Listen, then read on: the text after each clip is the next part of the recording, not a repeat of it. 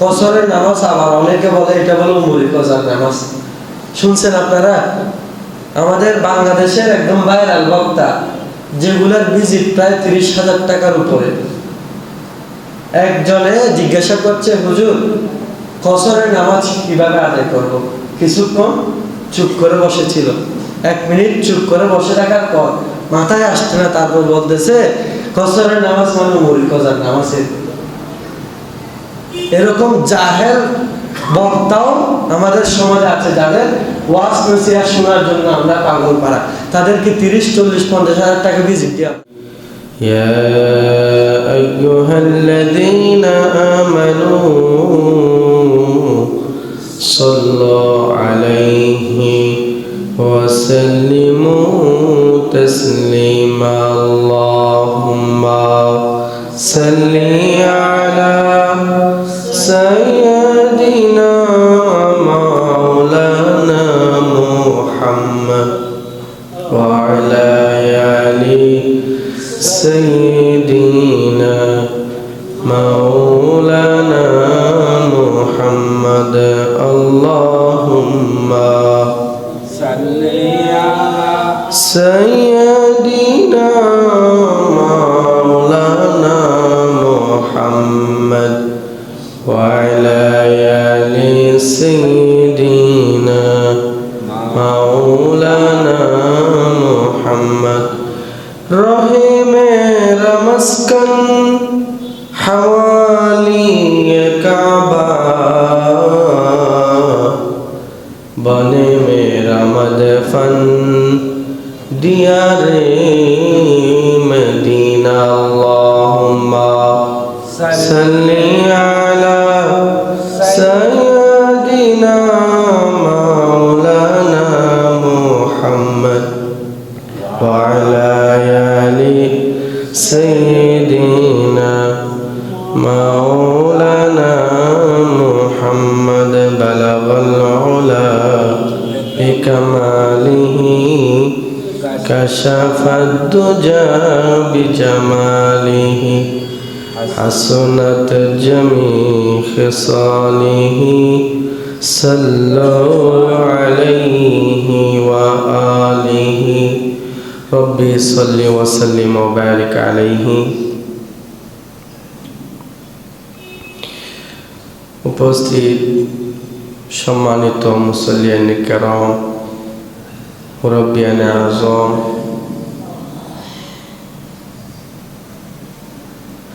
আমরা সকলে সর্বপ্রথম সে মহান মনিবের দরবারে শুকরিয়া আদায় করি, যে মহামনিব এই শাবান মাসের আজকের এই জুমার নামাজ আদায়ের লক্ষ্যে মসজিদে সমবেত হওয়ার তৌফিক দান করেছেন। সে রবের দরবারে উচ্চকণ্ঠে শুকরিয়া জ্ঞাপন করছি। সকলে পড়ছি আলহামদুলিল্লাহ এবং লাখো কোটি সালাতু সালাম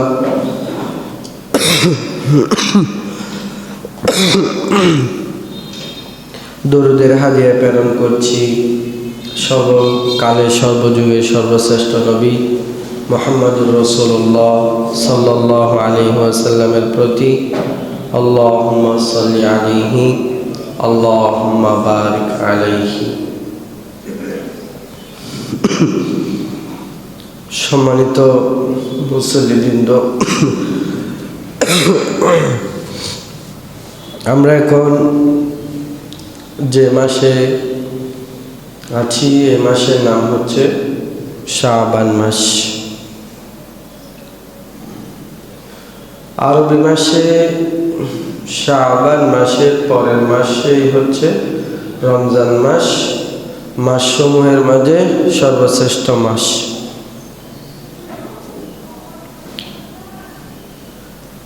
আমরা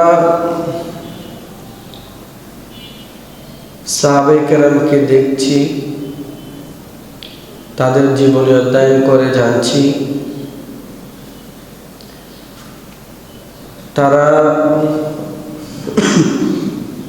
রমজান মাসকে ইফেক্টিভ করার জন্য রজব মাস থেকে প্রস্তুতি গ্রহণ করত। রজব মাসে পদার্পণ করলে দোয়া করতো আল্লাহর কাছে, আল্লাহুম্মা বারিক লানা ফি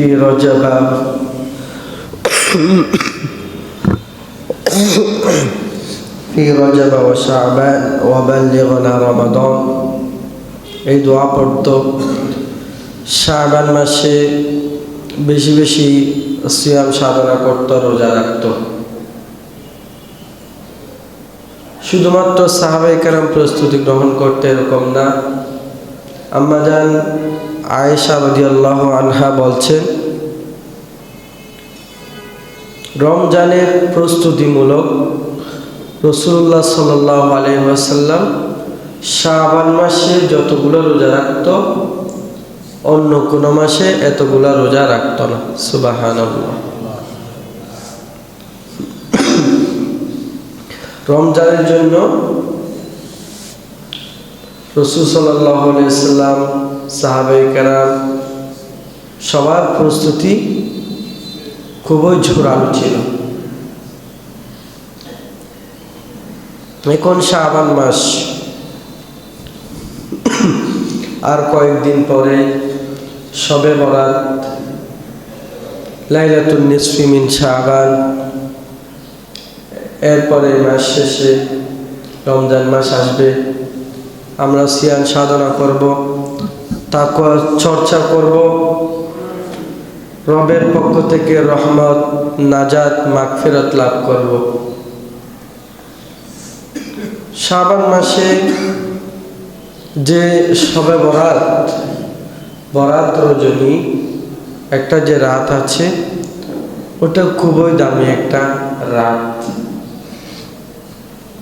আমাদের দেশে সহ বিভিন্ন দেশে কিন্তু এই শবে বরাত নিয়ে ছাড়াছাড়ি ও বাড়াবাড়ির শেষ নেই। একদল শবে বরাত নিয়ে বাড়াবাড়িতে লিপ্ত হয়ে গেছে, আরেক দল শবে বরাত নিয়ে ছাড়াছাড়িতে লিপ্ত হয়ে গেছে। অথচ আমাদের উচিত ছিল কোরআন হাদিস যেভাবে শবে বরাত পালন করার জন্য বলছে সেভাবে পালন করা। একদল শবে বরাতের প্রতি শ্রদ্ধা ভক্তি দেখাতে গিয়ে এমন কত কাজ করে বসে যা শবে বরাতে নেই। এটা হচ্ছে বাড়াবাড়ি। আরেক দল বলে বসে শবে বরাতের অস্তিত্বই নেই। আমরা বাড়াবাড়িতেও নেই, ছাড়াছাড়িতেও নেই। কোরআন হাদিসে মুতাওয়াতিরা, আহাদিসে সহিহাতে আমরা যতটুকু পাই আমরা ততটুকুই আমল করব। তাই আজকে কোরআন ও সহিহ হাদিসের আলোকে শবে বরাতের আলোচনা হবে। প্রথমত নামে আছে কিনা, অনেকে বলে শবে বরাত কোরআন হাদিসে নেই। আসলে শবে বরাত আপনি কোরআন হাদিসে খুঁজতে গেলে কই পাবেন? শবে বরাত এটা কি আরবি শব্দ? কি শব্দ কোরআনে থাকবে, হাদিসে থাকবে? ফার্সি শব্দ কোরআন হাদিসে থাকবে না। এগুলোর প্রতিশব্দ আরবি শব্দ আছে। হাদিসের মধ্যে শবে বরাতকে আরবিতে বলা হয়েছে লাইলাতুন নিসফি মিন শাবান। কি?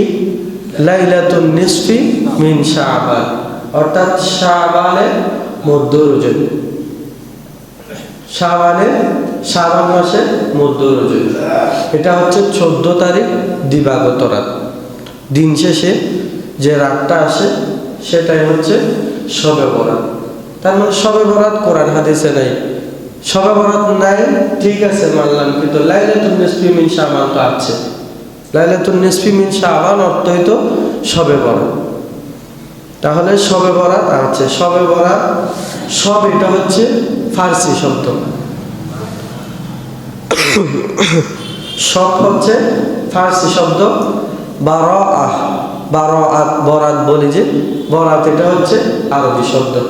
তাহলে শবে বরাতের সব এটা ফার্সি, বরাত হচ্ছে আরবি। ফার্সি আর আরবি মিলে শবে বরাত হয়েছে। এর অর্থ হচ্ছে, সব অর্থ হচ্ছে রাত, বরাত অর্থ হচ্ছে নিষ্কৃতি লাভ করা, মুক্তি পাওয়া, নাজাত পাওয়া ইত্যাদি। তার মানে শবে বরাত অর্থ হলো জাহান্নাম থেকে মুক্তি পাওয়ার রাত, নিষ্কৃতি লাভ করার রাত, মুক্তি পাওয়ার রাত। তো এখন শবে বরাত কেন বলা হয়? এটা যে বরাত রজনী, কেন আমাদের সালাফগণ নামকরণ করেছে এই নাম? আব্দুল কাদের জিলানী রহিমাহুল্লাহ গুনিয়াতুত তালিবিন কিতাবে 337 নম্বর পৃষ্ঠায় একথা উল্লেখ করেছেন। তিনি বলছেন, ইন্নামা সুমিয়াত লাইলাতুল বারাআ লিআন্না ফিহা বারাআতাইন, বারাআতান লিল আশকিয়া মিনার রহমান ওয়া বারাআতান লিল আউলিয়া মিনাল খাযালান। শবে বরাতকে শবে বরাত এই জন্য বলা হয় কেননা এই রাতে দুই ধরনের মুক্তি পাওয়া যায়। কয় ধরনের? দুই ধরনের মুক্তি। এক ধরনের হচ্ছে বারাআতান লিল আশকিয়া মিনার রহমান, আল্লাহর পক্ষ থেকে গুনাহগার লোকের মুক্তি। আরেকটা মুক্তি হচ্ছে আল্লাহর প্রিয় বান্দাগণ, পীর আউলিয়া বুজুর্গগণ এই রাতে আল্লাহর রহমত বরকত লাভে ধন্য। সেজন্য শবে বরাতকে শবে বরাত বলে নামকরণ করা হয়েছে। একথা বলছে আব্দুল কাদের জিলানী রহিমাহুল্লাহ গুনিয়াতুত তালিবিন কিতাবে। তিনি আরো বলেছেন, আমাদের জন্য দুটি ঈদ রয়েছে। একটি ঈদের নাম হচ্ছে ঈদুল আজহা, আরেকটি ঈদের নাম হচ্ছে ঈদুল ফিতর। আমরা মানুষদের জন্য ঈদ আছে, কিন্তু ফেরেশতাদের জন্য আমাদের এই দুই ঈদ কি তাদের জন্য ঈদ? না, তাদের জন্য ঈদ নাই। আমরা রাতে ঘুমাই, সেজন্য আল্লাহ আমাদেরকে দিনের বেলা ঈদ দিয়েছে। ফেরেশতারা ঘুমায়? ফেরেশতারা দিনে রাতে কোনো সময়ই ঘুমায় না। সেজন্য এই আব্দুল কাদের জিলানী রহিমাহুল্লাহ বলছে, আল্লাহ তাআলা তাদেরকে দুইটি রাত দিয়েছে। আমাদেরকে যেরকম দুইটি দিন ঈদ দিয়েছে, তাদেরকে দুইটি রাত দিয়েছে। একটা হচ্ছে শবে বরাত, আর একটা হচ্ছে শবে কদর। ইন্না লিল মালাইকাতি লাইলাতাই ঈদিন ফিস সামা কামা আন্না লিল মুসলিমিনা ইয়াওমা ঈদ ফিল আরদ। ফেরেশতাদের জন্য দুইটি রাতকে ঈদ হিসেবে দিয়েছে, যেমনি ভাবে দুইটি দিনকে আল্লাহ আমাদেরকে ঈদ হিসেবে দিয়েছে। ফাঈদুল মালাইকা লাইলাতুল বারাআ ওয়া লাইলাতুল কদর। ফেরেশতাদের ঈদ হচ্ছে লাইলাতুল বারাত এবং লাইলাতুল কদর। আর ওয়াঈদুল মুমিনিন, মুমিনদের ঈদ হচ্ছে ইয়াউমুল ফিতর ওয়া ইয়াউমুল আযহা, ঈদুল ফিতর এবং আযহার দিন। এই কথা বলছেন আব্দুল কাদের জিলানী রহিমাহুল্লাহ তাআলা। এই শবে বরাতের পরিচয় সম্পর্কে আমরা জানতে পেরেছি। এটা হচ্ছে লাইলাতুল নিসফি মিন শাবান, শাবানের মধ্য রজনী 14 তারিখ দিবাগত রাত। এই রাতে আল্লাহ পাক রব্বুল আলামিন অসংখ্য জাহান্নামীদেরকে মুক্তি দান করে, নাজাত দান করে এবং অনেকগুলা গুনাহগারকে আল্লাহ মাফ করে দেন। হাদিসের মধ্যে আসছে, দুই শ্রেণীর মানুষ ছাড়া আল্লাহ বরাত রজনীতে সকল মানুষকে মাফ করে দেন। এক শ্রেণীর মানুষ যাদেরকে ক্ষমা করেন না, তারা হলো মুশরিক, যারা ইবাদত বন্দেগী করতে গিয়ে শিরিক করে বসে, আল্লাহ তাদেরকে ক্ষমা করেন না। আরেক শ্রেণীর মানুষ হাদিসের ভাষায় মোশাহিনত্ব অন্তরে হিংসা বিদ্বেষ লালনকারী। রাসূলুল্লাহ সাল্লাল্লাহু আলাইহি ওয়াসাল্লাম বলছে, যাদের অন্তরে হিংসা বিদ্বেষে ভরপুর তাদেরকে আল্লাহ রাব্বুল আলামিন বরাত রজনীতে ক্ষমা করেন না। তাহলে সব বরাতের অনেক ফজিলত। রাসূলুল্লাহ সাল্লাল্লাহু আলাইহি ওয়াসাল্লামের প্রখ্যাত সাহাবী আবি মুসা আশআরী রাদিয়াল্লাহু তাআলা আনহু থেকে বর্ণিত, আন রাসূলিল্লাহ সাল্লাল্লাহু আলাইহি ওয়াসাল্লাম قال إن الله لا يطلع في ليلة النصف من شعبان।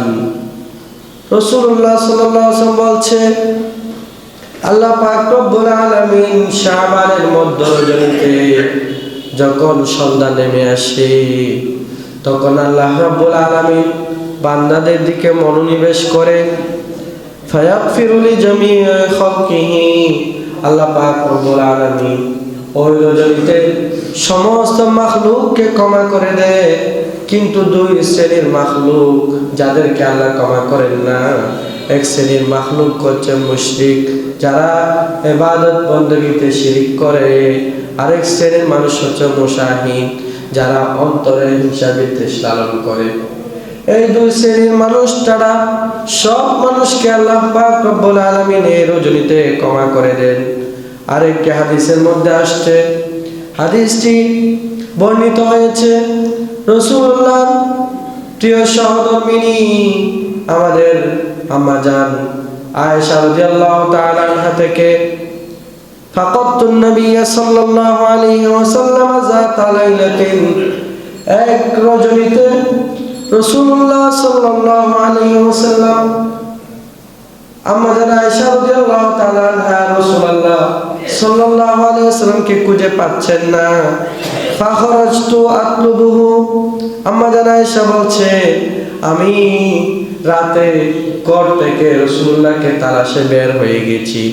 ফাইদা হুয়া বিল বাকি, রাসূলুল্লাহকে খুঁজতে খুঁজতে জান্নাতুল বাকিতে পেয়েছি। রাফিউন রাসাহু ইলাস সামা, জান্নাতুল বাকিতে দাঁড়িয়ে দাঁড়িয়ে রাসূলুল্লাহ সাল্লাল্লাহু আলাইহি ওয়াসাল্লাম হাত দুটোটা আসমানের দিকে করে কান্না করছে। ফাকালা ইয়া আয়েশা, আয়েশাকে ওই স্থানে যখন রাসূলুল্লাহ দেখতে পেল জিজ্ঞাসা করলো, ইয়া আয়েশা আকুনতি তাখাফিনা ইয়াহিফাল্লাহু আলাইকি ওয়া রাসূলুহু, হে আয়েশা তুমি কি মনে করো আল্লাহ এবং তার রাসূল তোমার উপর বিচার করবে? ক্বালাত, আম্মা জান আয়েশা বলছে, ক্বাদ কুলতু ওয়া মা বিযালিক ওয়ালাকিন্নী যানানতু আন্নাকা আতাইতা বা'দা নিসাই, ইয়া রাসূলুল্লাহ ইয়া হাবিবাল্লাহ, আপনি আমার উপর বিচার করবেন আমি সেটা মনে করি নাই।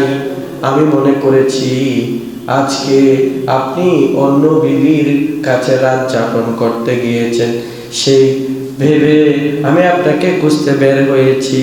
তখন নবীজি সাল্লাল্লাহু আলাইহি ওয়াসাল্লাম বলছে, ইন্নাল্লাহ তাআলা ইয়ানজিলু লাইলাতান নিসফি মিন শাবান ইলাস সামাঈদ দুনিয়া ফায়াগফিরু লিআকতার মিন আদাদি শা'রি গনামি কালবিন। তখন রাসূলুল্লাহ সাল্লাল্লাহু আলাইহি ওয়াসাল্লাম বলছে, লাইলাতুন নিসফি মিন শাবান, শাবানের মধ্য রজনীতে আল্লাহ পাক রব্বুল আলামিন প্রথম আসমানের মধ্যে নেমে আসে। ফায়াগফিরু, অতঃপর কাল গোত্রের বকরীর পশমের চেয়ে অধিক লোককে আল্লাহ পাক রব্বুল আলামিন এই রজনীতে ক্ষমা করে দেন। সুবহানাল্লাহ। এভাবে আরেকটি হাদিসের মধ্যে আসছে, হাদিসটি বর্ণনা করেছেন আলী ইবনে আবি তালিব রাদিয়াল্লাহু তাআলা আনহু, قال رسول الله صلى الله عليه وسلم, রাসূলুল্লাহ সাল্লাল্লাহু আলাইহি ওয়াসাল্লাম বলেছেন, ইযা কানাত লাইলাতুন নিসফি মিন শাবান, যখন শাবানের মধ্য রজনী আগমন করবে, ফাকুমু লাইলাহা, তোমরা রাত জেগে ইবাদত বندگی করো, ওয়াসুমু নাহারাহা, এবং তোমরা দিনের বেলা সিয়াম সাধনা করো, রোজা রাখো। ফাইন্নাল্লাহা ইয়ানজিলু ফিহা, কেননা লাইলাতুন নিসফি মিন শাবানে, শবে বরাতে, বরাত রজনীতে যখন সন্ধ্যা হয়, যখন মাগরিব হয়, তখন আল্লাহ রাব্বুল আলামিন প্রথম আসমানের মধ্যে চলে আসে। ফায়াকুলু, অতঃপর বলতে থাকে, আলা মিন মুস্তাগফিরিন ফাগফির লাহু, আলা মুস্তারজিকুন ফারযুকহু, আলা মুবতালান ফাউআফিয়াহু, আলা কাযা হাত্তা ইয়াতলুআল ফাজর। আল্লাহ পাক রব্বুল আলামিন বরাত রজনীতে প্রথম আসমানে এসে সন্ধ্যা বেলায় বলতে থাকে, আমার কোন বান্দা কি আছে যে তার গুনাহের কথা আমাকে খুলে বলবে এবং আমার কাছে ক্ষমা প্রার্থনা করবে, আমি তাকে ক্ষমা করে দিব। আলা মুস্তারজিকুন ফারযুকহু, আমার কোন বান্দা এমন কি আছে যে তার রিজিকের অভাবের কথা আমাকে বলবো, তার সেই রিজিকের অভাব আমি দূর করে দিব। আলা মুবতালান ফাউআফিয়াহু, আমার কোন বিপদগ্রস্ত বান্দা কি আছে যে তার বিপদের কথা আমাকে বলবে, আমি তাকে বিপদ মুক্ত করে নিব। এরকম আল্লাহ রাব্বুল আলামিন প্রথম আসমানে এসে বান্দাদেরকে সম্বোধন করে একটি একটি কথা বলতে থাকে। রাসূলুল্লাহ সাল্লাল্লাহু আলাইহি ওয়াসাল্লাম বলছে, বান্দা সে রজনীতে আল্লাহর কাছে হালাল যেটাই চাইবে, আল্লাহ সেটা অবশ্যই অবশ্যই দান করবে। সুবহানাল্লাহ। এটা কতক্ষণ পর্যন্ত? রাসূলুল্লাহ বলছে, হাত্তা ইয়াতলুআল ফাজর, এটা ফজর হওয়া পর্যন্ত, সুবহ সাদেক উদিত হওয়া পর্যন্ত। আরেকটি হাদিসের মধ্যে ইবনে ওমর রাদিয়াল্লাহু তাআলা আনহু থেকে বর্ণিত হাদিস, তিনি বলছেন, খামসু লায়ালিন লা ইউরাদ্দু ফীহিন্না দুআ। ইবনে ওমর রাদিয়াল্লাহু তাআলা আনহু বলছেন, 5টি রাত এমন রয়েছে যে 5টি রাতে আল্লাহর কোন বান্দা যদি আল্লাহর কাছে হালাল কোনো কিছু চায়, আল্লাহ তা অবশ্যই অবশ্যই দান করবে। 1 নম্বর রজনী হচ্ছে লাইলাতুল জুমআ। ইবনে ওমর রাদিয়াল্লাহু আনহু বলছেন, জুমার রাতে কোন বান্দা যদি আল্লাহর কাছে হালাল কোনো কিছু চায়, আল্লাহ অবশ্যই অবশ্যই তা দান করবেন। যে দোয়া বান্দা জুমার রাতে করবে, সেই দোয়া আল্লাহ ফিরিয়ে দিবেন না, অবশ্যই অবশ্যই আল্লাহ কবুল করবেন সেই দোয়া। এরপরে 2 নম্বরে বলছে, ওয়া আউয়ালু লাইলাতিন মিন রজব, রজবের প্রথম রজনীতে আল্লাহর কোন বান্দা যদি আল্লাহর কাছে কোনো কিছু চায়, আল্লাহ তা অবশ্যই অবশ্যই দান করবে। 3 নম্বর, ওয়া লাইলাতুন নিসফি মিন শাবান, বরাত রজনীতে আল্লাহর কোন বান্দা যদি আল্লাহর কাছে কোনো কিছু চায়, আল্লাহ তা অবশ্যই অবশ্যই দান করবে। ওয়া লাইলাতাইল ঈদাইন, অনুরূপভাবে 2 ঈদের রাতে আল্লাহর কোন বান্দা যদি আল্লাহর কাছে, তাহলে আমরা শবে বরাতের ফজিলত সম্পর্কে এই পর্যন্ত 4টা হাদিস জেনেছি। আমরা আমাদের সালাফদের জীবনী অধ্যয়ন করলে দেখতে পাই, তারা শবে বরাতে ইবাদত বندگির মধ্যে কাটতো। তারা বরাত রজনীতে বাড়াবাড়িও করতো না, ছাড়াছাড়িও করতো না। তারা শবে বরাত নাই এমন কথাও বলতো না, শবে বরাত আছে বলে আবার হালুয়া রুটির কথাও বলতো না। আবার এদিকে 12 রাকাত, 100 রাকাত, 200 রাকাত এরকম কোন নির্দিষ্ট নামাজও বানাই ফেলতো না।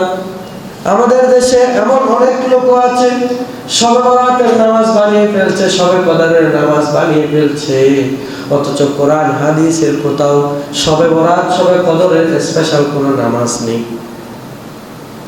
কুমু লাইলাহা ওয়া সুমু নাহারাহা, রাসূলুল্লাহ বলছে সবে বরাতে তোমরা রাত জেগে ইবাদত বندگی করো।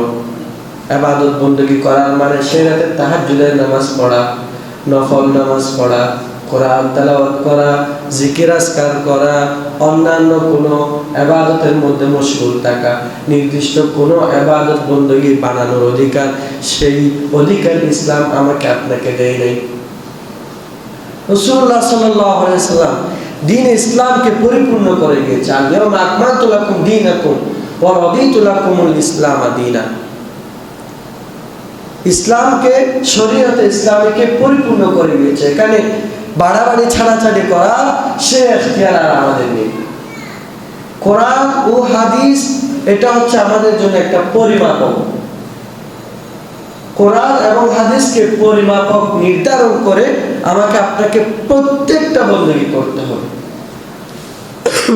যেমন আমরা 5 ওয়াক্ত নামাজ পড়ি, কেউ কি পারবে জোহরের নামাজ 4 রাকাতের জায়গায় আমি আল্লাহকে বেশি ভালোবাসি, রাসূলকে বেশি ভালোবাসি, নামাজ পড়তে বেশি ভালোবাসি, 4 রাকাত সেই কথা বলে 4 রাকাতের জায়গায় 6 রাকাত কেউ পড়তে পারবে?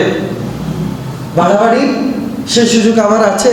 নাই। কারণ ইসলাম নির্ধারণ করে দিয়েছে কিভাবে পড়ব, কয় রাকাত পড়ব, কোন সময়ে পড়ব, কিভাবে কোন স্থানে পড়ব, সবগুলো আল্লাহ নির্ধারণ করে দিয়েছে। অনুরূপভাবে ছাড়াছাড়িও করা যাবে না।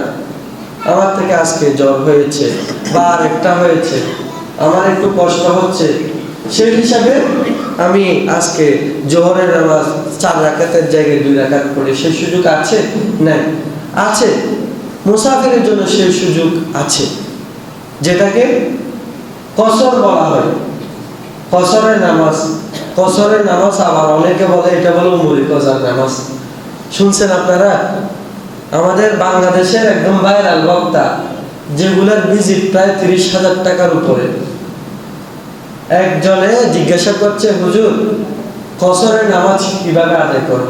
কিছুক্ষণ চুপ করে বসেছিল, 1 মিনিট চুপ করে বসে থাকার পর মাথায় আসছে না, তারপর বলতেছে কসরের নামাজ মানে উমরি কসার নামাজের। এরকম জাহেল বক্তাও আমাদের সমাজে আছে, যাদের ওয়াজ নসিহত শোনার জন্য আমরা পাগল পাড়া, তাদেরকে 30, 40, 50,000 টাকা ভিজিট দিয়ে আমরা আনি। আল্লাহ পাক রব্বুল আলামিন এরকম বন্ধদের থেকে আমাদেরকে হেফাজত করুন।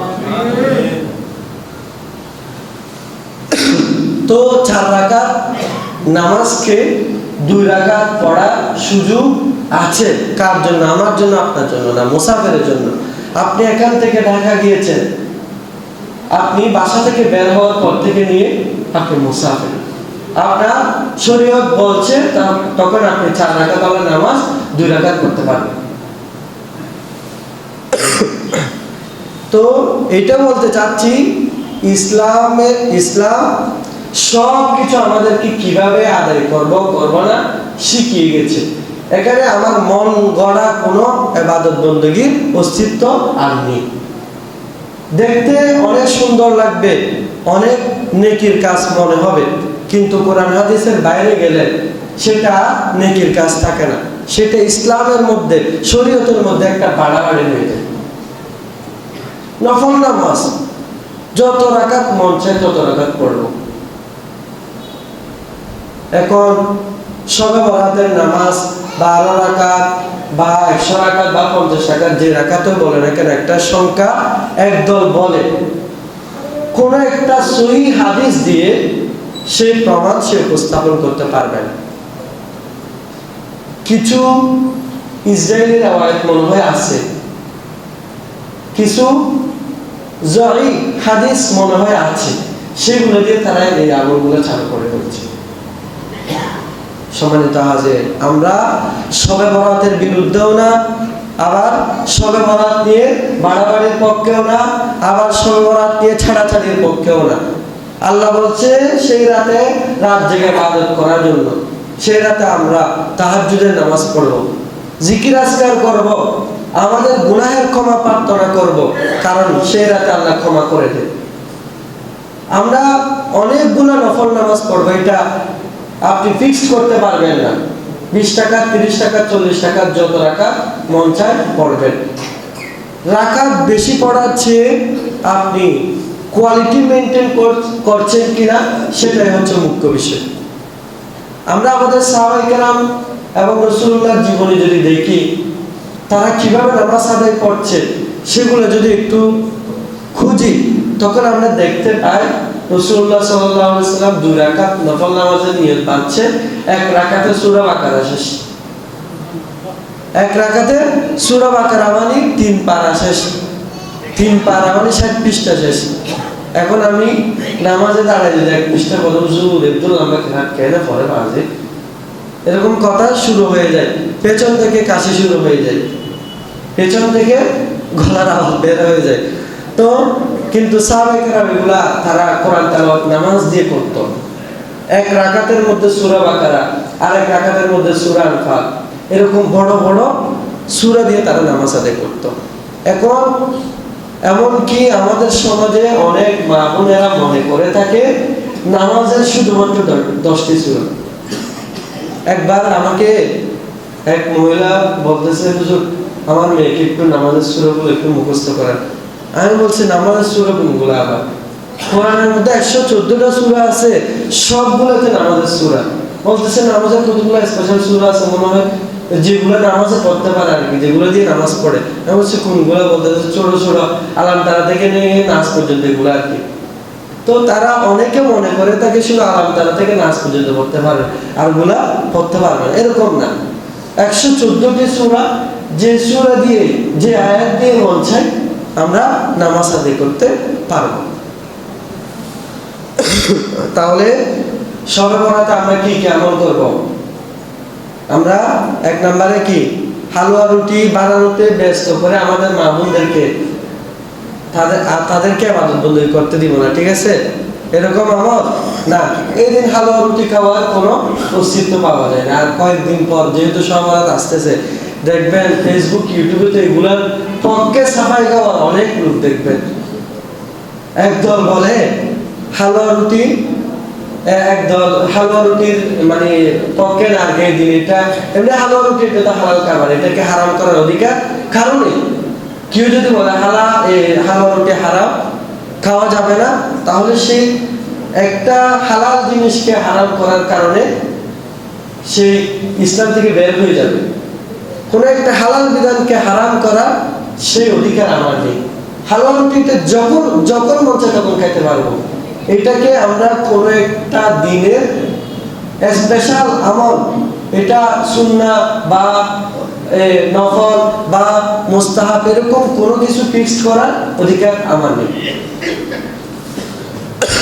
সম্মানিত হাজিরিন, তো আমরা আমাদের সালাফগণ যেভাবে শবে বরাত পালন করছে আমরা সেভাবেই পালন করব। সেদিন যত রাকাত মন চায় নফল নামাজ পড়ব, কোরআন তেলাওয়াত করব, জিকির আজকার করব, গুনাহের জন্য ক্ষমা প্রার্থনা করব।